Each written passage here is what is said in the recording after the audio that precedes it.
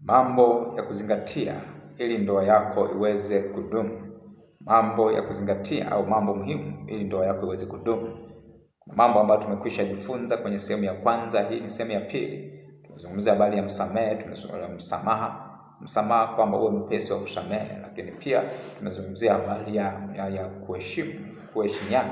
kuheshimiana kwamba haijalishi wakati mwingine mlikuwa mnapendana kiasi gani, heshima ikiondoka, ukiwa wewe unaweza kumsema mwenzako vibaya hata mbele za watu, na hata kama mkiwa peke yenu ni vema kuheshimiana. Ukiwa na heshima, kuna uwezekano wa ndoa hiyo kudumu kwa muda mrefu. Lakini kama kwenye ndoa ikikosekana heshima, kuna uwezekano mkubwa sana hiyo ndoa ikasambaratika. Lakini pia mawasiliano ya wazi ni muhimu sana. Usiwe mtu ambaye unaficha maumivu ndani ya moyo wako, uwe mwepesi kuzungumza kile ambacho unajua kabisa hakiko sawa. Eleza hisia zako kuliko kukaa nazo ndani ya moyo wako. Lakini sehemu ya pili tutaangalia mambo kadha pia, ambalo jambo la kwanza ni uvumilivu. Kumbuka, ndoa inawaleta watu wawili ambao wako tofauti pamoja. Wamelelewa kwenye mazingira tofauti, wamekulia kwenye mazingira tofauti, lakini pia wana experience tofauti.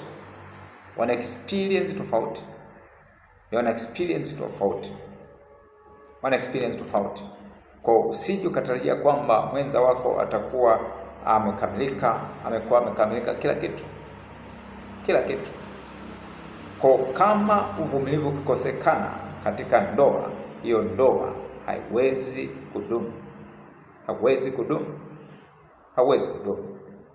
Kumbuka, tunazungumzia kwamba ndoa ni kuleta watu wawili ambao wako tofauti, wanawekwa pamoja.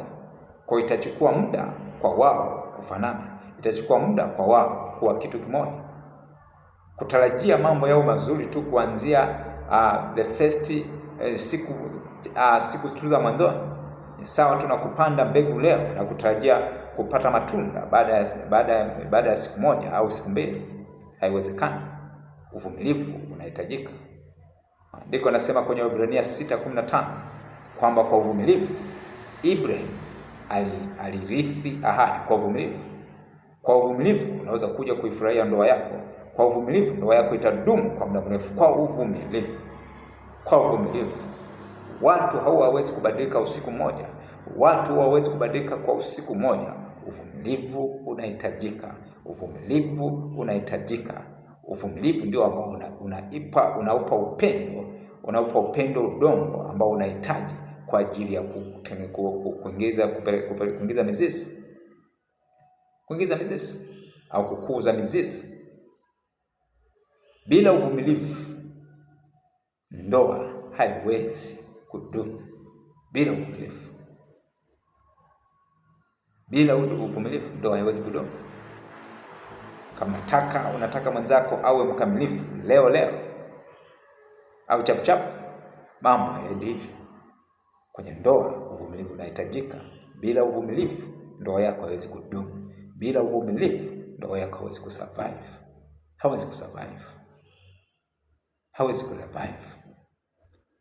Ibrahim alikuwa ni mvumilivu. Na watu wengi ambao wanafurahia kwenye ndoa zao sio kwamba hakukutana na magumu, walikutana magumu, lakini walisimama, lakini walivumilia. Na sasa unatamani ndoa yako iwe kama ndoa ya kwao. Huwezi kuwa na ndoa, huwezi kuwa kama wao kwa sababu kama hauna uvumilivu.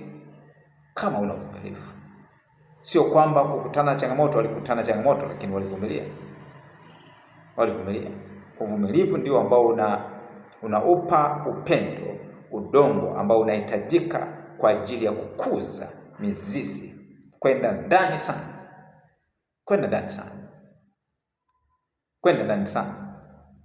Mabadiliko huwa yaje usiku mmoja. Mabadiliko yanachukua muda.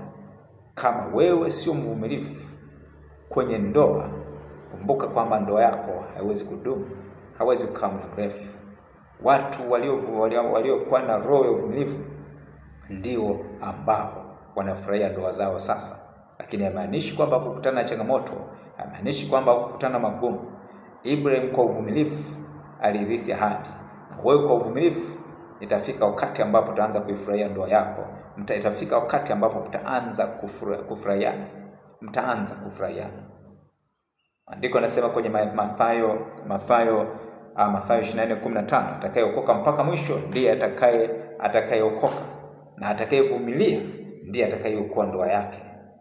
Ndiye atakayeokoa ndoa yake. Mathayo, Yesu aliomba kwamba atakayevumilia, Mathayo 24:13, atakayevumilia mpaka mwisho ndiye atakayeokoka.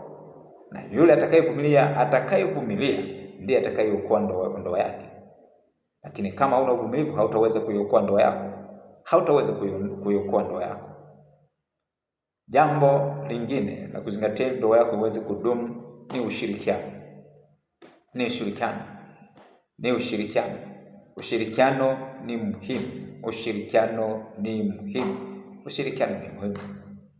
Ushirikiano ni muhimu. Moja ni muhimu, ushikamano ni muhimu. Andiko anasema kwenye Zaburi 133:1-3. Andiko anasema kwamba tazama jinsi ilivyo vema ndugu wakae pamoja na kwa umoja. Na anasema kwamba kwenye umoja, kwenye mshikamano huo ndio ambapo Mungu anaamuru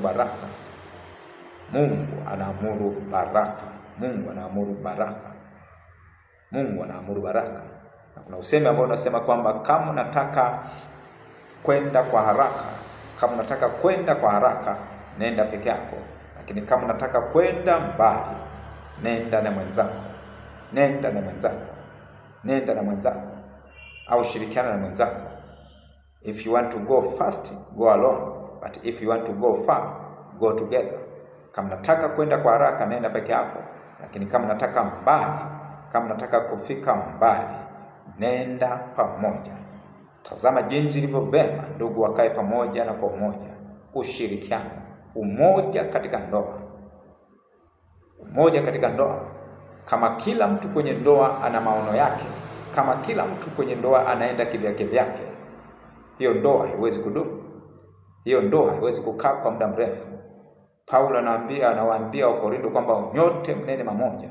Kama wana ndoa, wote munene mamoja, wote muwe na usemi mmoja, wote mvute pamoja, wote muwe kitu kimoja, wote mpange pamoja.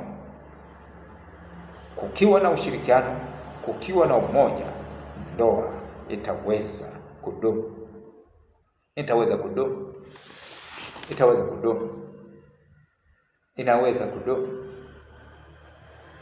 Inaweza kudumu. Mfanye maamuzi kwa pamoja, mkubaliane kwa pamoja, ndoa inaweza kudumu. Lakini pia jambo lingine litakalopelekea ndoa kudumu ni shukrani na pongezi. Vema kupongezana. Mwenza wako anapofanya vizuri, mpongeze mwenza wako. Amevaa vizuri, mpongeze mwenza wako. Chochote anachokifanya vizuri, mpongeze mwenza wako. Kifanywa pia kizuri, shukuru. Shukrani na pongezi. Mwambie mke wangu nakushukuru kwa ajili hili. Mwambie mke wangu umependeza. Mwambie mume wangu nakushukuru kwa ajili hili. Mara nyingi wakati mwingine, hasa wanawake, wanatamkwa kuona kwamba notice, unajua unaweza kutambua jinsi walivyo, kutambua mambo mbalimbali ambayo wanayafanya. Na vivyo hivyo ni kama ni kila mtu anapenda appreciation, kuwa appreciated. Anapofanya kitu fulani kizuri cha kupendeza, watu wanapenda kupongezwa, au watakusema kwamba nashukuru. Hii itasaidia pia. Shukrani na pongezi. Hebu sema, pongeze mke wako, pongeze mwenza wako anapofanya jambo lolote lile kwa manufaa ya familia, pongeze. Lakini pia uwe na moyo wa shukrani. Unapofanywa jambo lolote zuri, uwe na moyo wa shukrani. Lakini jambo lingine ni kusudi la pamoja. Malengo ya pamoja. Ndoa lazima iwe na malengo. Isipokuwa na malengo ni rahisi kuvunjika kiurahisi. Ni rahisi kuvunjika kiurahisi. Lazima iwe na malengo ya pamoja. Watu ambao kila mtu yuko kivyake vyake, mke anajenga nyumbani au mume anajenga nyumbani bila kumshirikisha mwenza wake. Lazima kuwe na kusudi la pamoja, kuwe na malengo ya pamoja. Lazima muwe na ndoto za pamoja, muwe na mipango ya pamoja, mipango katika kulea watoto, mipango katika kujenga biashara. Muwe na mipango ya pamoja, malengo ya pamoja, malengo ya pamoja. Kama wote mnaangalia kwenye uelekeo mmoja, ni rahisi sana kufanikiwa, ni rahisi sana kudumu kwenye hayo mahusiano yenu. Kama wote mnaangalia kwenye uelekeo mmoja, ni rahisi sana kutambua hata mapungufu na kuyarekebisha mapema kabla hajaleta madhara, kabla hajaleta madhara. Kwa ni vyema kuwa na malengo ya pamoja, sio kila mtu anapuyanga kivyake vyake. Muwe na malengo ya pamoja. Mungu akubariki sana kwa kusikiza mafundisho haya. Naamini ya kwamba ubarikiwa na mafundisho haya. Kumbuka kuendelea kupata mafundisho yote ambayo ninaposti kwenye channel yangu ya YouTube. Usisahau kusubscribe mafundisho yote ninaposti kwenye channel yangu ya YouTube utayapata. Lakini pia unaweza share, unaweza comment, na maisha yako hayatabaki jinsi yalivyo, katika jina la Yesu Kristo wa Nazareti hai.